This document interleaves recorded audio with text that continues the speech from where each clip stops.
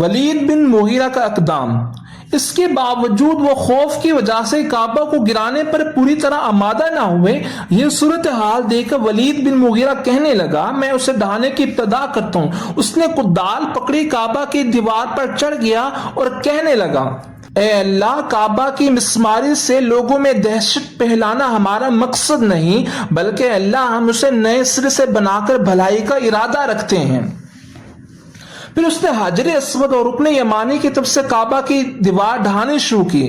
لوگوں نے جب یہ منظر دیکھا تو کہتے لگے آج رات ہم انتظار کریں گے، اگر ولید بن مغیرہ کو کچھ ہو گیا تو ہم کعبہ کو بالکل نہیں گرائیں گے، جس طرح یہ ولید کے ڈھانے سے پہلے تھا اسے ویسا ہی بنا دیں گے۔ اگر اسے کچھ نہ ہو تو ہم سمجھیں گے کہ اللہ تعالی ہمارے اس کام سے راضی ہے، پھر ہم کعبہ کی پرانی عمارت گرا دیں گے۔